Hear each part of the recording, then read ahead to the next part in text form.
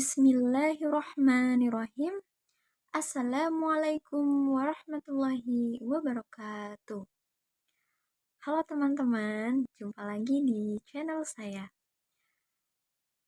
Kali ini kita akan membahas tentang pembelajaran sepanjang hayat. Apa itu pembelajaran sepanjang hayat? Mau tahu atau mau tahu banget? Yuk ikuti terus video ini. Jangan lupa subscribe ya. Oh iya, selamat menjalankan ibadah puasa. Pembelajaran sepanjang hayat atau lifelong learning adalah konsep yang sangat populer di dunia pendidikan. Oleh karenanya, kita perlu mengkaji ini secara lebih mendalam. Oke, baik. Untuk definisi yang pertama, ada definisi dari O'Grady tahun 2013 yang mendefinisikan bahwa lifelong learning adalah pembelajaran yang dilakukan secara sadar, sukarela, terus-menerus, di mana saja, dan kapan saja. Sebagaimana arti harfiah dari lifelong learning di pembelajaran sepanjang hayat memang dilakukan secara terus-menerus, jadi dimanapun dan kapanpun bisa melakukan pembelajaran. Yang kedua, ada definisi dari Cat dan Norman yang mendefinisikan bahwa lifelong learning adalah pembelajaran yang terfokus pada pengembangan potensi manusia di sepanjang hidupnya, baik melalui institusi maupun pengalaman hidupnya. Jadi di sini ada hal yang harus difokuskan, yaitu potensi manusia. Potensi manusia itu sangat beragam bentuknya. Baik, yang ketiga ada definisi dari Qinhua. Mendefinisikan bahwa lifelong learning adalah pembelajaran holistik yang mencakup dimensi sepanjang hidup dan luasnya pilihan dalam prosesnya. Pembelajaran tersebut di sini ada dua dimensi utama di dalam lifelong learning. Yang pertama yaitu konsep waktunya, artinya dimulai sejak kecil sampai dewasa dan kemudian sampai meninggal. Kemudian yang kedua ada dimensi keluasan pilihan. Artinya apa? Proses pembelajaran itu bisa dilakukan di mana saja, kapan saja, di tempat apapun, di sebelah manapun, bagi dunia pendidikan maupun di alam, semuanya bisa dilakukan. Hal ini merupakan pembelajaran yang menyeluruh, yang merupakan definisi dari lifelong learning. Maka dari sini dapat kita simpulkan bahwa lifelong learning ini sendiri merupakan pembelajaran yang menyeluruh yang bersifat konstruktif untuk meningkatkan atau mengasah kemampuan potensi ataupun juga skill individual dari seorang manusia sampai kepada taraf yang paling tinggi menjadi bentuk paling sempurna dari apa yang bisa dicapai oleh manusia itu sendiri. Maka selain itu juga ada konsep bahwa pembelajaran ini dilakukan secara terus-menerus dan dilakukan secara sadar. Tidak ada paksaan dari siapapun untuk melakukan proses pembelajaran. Nah, di dalam Islam sendiri juga kita sudah berkali-kali mendapatkan sebuah hadis yang sangat masyhur bahwa menuntut ilmu itu memang wajib dari buayan sampai ke liang lahat. Sebagaimana dalam hadis yang berbunyi, utlubul ilma minal mahdi ilal lahdi. Oke, jadi selaras ya dengan konsep lifelong learning. Kemudian, bagaimana manifestasi dari lifelong learning?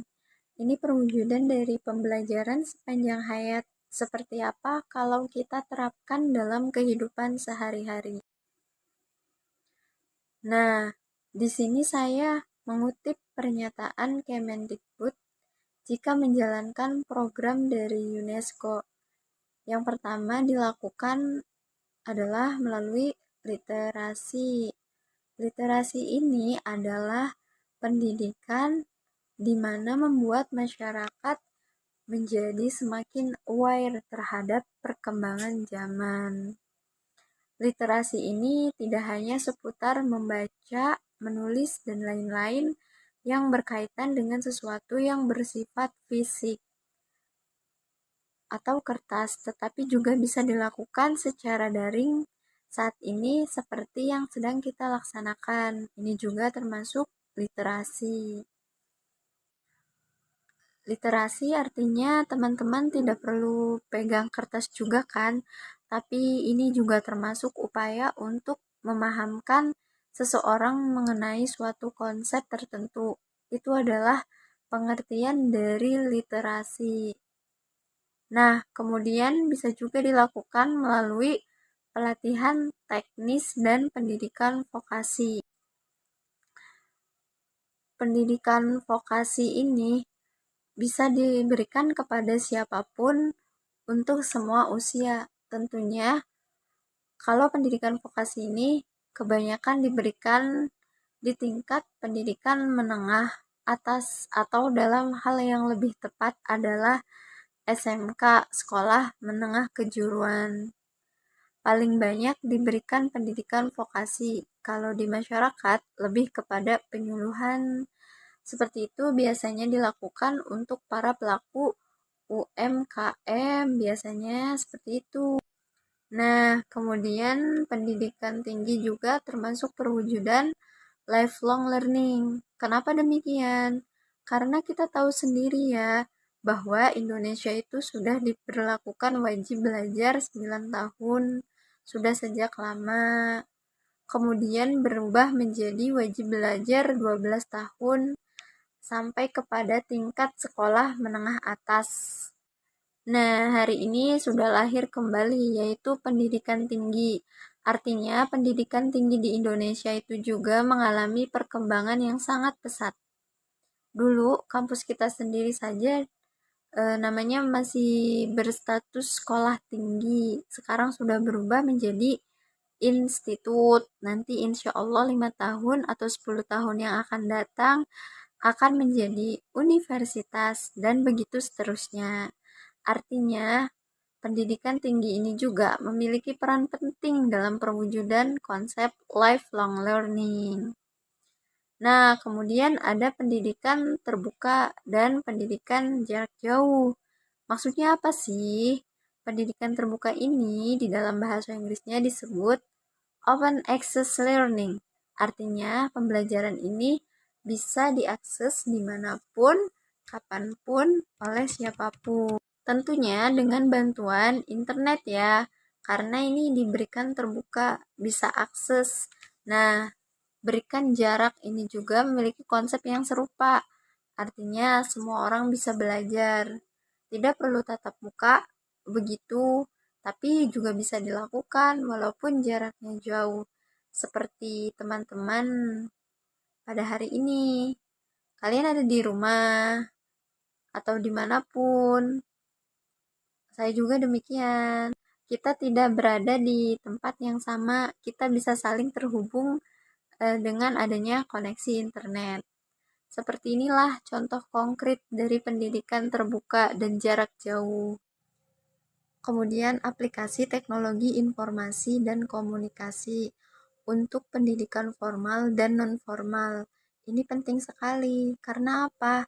Karena pendidikan pada 50 tahun terakhir ini memang tidak bisa hanya dipandang sebagai sebuah proses pembelajaran yang terikat pada ruang dan waktu. Hari ini sudah tidak bisa seperti itu. Karenanya kita perlu melakukan integrasi ICD untuk pendidikan baik yang diberi dengan formal maupun non-formal. Yang terdidik dan formal sebagaimana yang kita laksanakan. Contoh konkret di pendidikan dasar, menengah, ataupun juga pendidikan tinggi hari ini sudah menggunakan atau mengaplikasikan ide. Untuk pendidikan non-formal biasanya dilakukan Misalnya lembaga kursus-kursus bahasa atau kursus keterampilan. Ini sudah banyak yang menggunakan aplikasi It's Me, juga termasuk manifestasi atau perwujudan lebih. Oke, kemudian ada penyemaian skill abad 21. Kita tahu sendiri ya, hari ini perkembangan dunia sangat luar biasa pesat. Orang yang tidak mau berubah masih akan tergilas oleh perkembangan zaman. Karena itu, perlu disampaikan skill-skill abad 21. Apa saja skill abad 21? Skill abad 21 ini bahwa bukan berarti orang yang hanya diam di rumah saja itu kemudian menjadi orang yang malas. Maksud saya yang artinya hari ini banyak orang yang terlihat santai-santai di rumah, tetapi kemudian berpenghasilan yang luar biasa besar. Itu kenapa? Karena mereka punya skill-skill yang adaptif di abad 21 ini. Jadi kita memang harus memiliki kemampuan untuk beradaptasi dengan abad 21 itu sendiri. Salah satunya adalah bagaimana cara kita untuk beradaptasi dengan perubahan zaman, skill-skill seperti desain grafis, kemudian public speaking, dan lain-lain.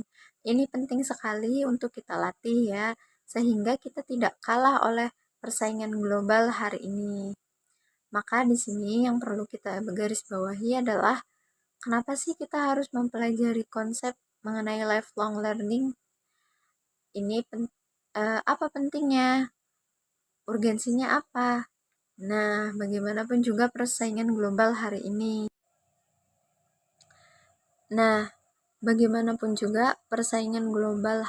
Memang sangat luar biasa ya, bahkan di tingkat pedagang sekalipun. Hari ini perdagangan juga luar biasa, mengalami peningkatan yang tidak hanya di pasar tradisional. Banyak yang beralih fungsi begitu ya. Atau orang-orang banyak belanja tidak lagi di pasar tradisional, karena mungkin kenyamanan dan lain-lain mereka belanja di supermarket atau di mall. Hari ini nggak perlu keluar rumah. Urgensi lifelong learning yaitu ada berkompetisi pada persaingan global, kemudian ada menyikapi perubahan zaman secara bijak, terus ada adaptasi diri dengan dinamika peradaban manusia. Bagaimana kita bisa berkompetisi pada persaingan global? Tentunya adalah selalu mempelajari skill-skill baru, lifelong learning, tidak boleh berhenti belajar. Bukan berarti kalian sudah lulus SMA atau lulus S1, nanti kemudian kalian capek untuk belajar. Jangan, karena kita tetap harus meningkatkan skill kita supaya bisa berkompetensi pada persaingan global. Kemudian menyikapi perubahan zaman secara bijak adalah sebuah kepastian. Bagaimana kita bisa menyikapi perubahan zaman? Kalau kita tidak mau belajar, kalau kita tidak mau berubah, karena orang yang bijak adalah orang terus memperbaiki dirinya sendiri. Orang yang bijak adalah orang yang berhasil mencapai titik atau bentuk terbaik atau versi terbaik dari dirinya sendiri. Maka kita perlu terus dan terus belajar. Kemudian dinamika peradaban manusia ini memang sangat luar biasa ya, tidak bisa diprediksi saja. Tidak seperti perakiraan cuaca yang ketika mendung tebal kemudian datang. Maka bisa diperkirakan 12 jam yang akan datang akan turun hujan, tetapi di sini tidak demikian. Dinamika peradaban manusia ini perubahannya sangat cepat. Karenanya kita harus punya kemampuan untuk mengadaptasikan diri kita dengan dinamika peradaban manusia yang terus berkembang dan berubah. Jangan hanya karena satu kata atau dua kata kemudian di blow up di media dan kita terbawa suasana, kemudian kita tidak bisa memposisikan diri dengan baik, maka kita tidak bisa beradaptasi dengan dinamika peradaban yang ada saat ini. Karenanya kita harus terus dan terus belajar. Itu ya teman-teman, urgensinya mempelajari lifelong learning. Nah, dari sini nanti ketika kita bertemu atau punya kesempatan untuk bertatap muka melalui pembelajaran telekonferensi atau video conference, nanti kita bisa berkomunikasi lebih lanjut. Ubur-ubur ikan lele. Cukup sekian dan terima kasih, Le. Semoga pembelajaran hari ini dapat bermanfaat untuk kita semua. Tetap semangat ya puasanya. Wassalamualaikum warahmatullahi wabarakatuh. Terima kasih.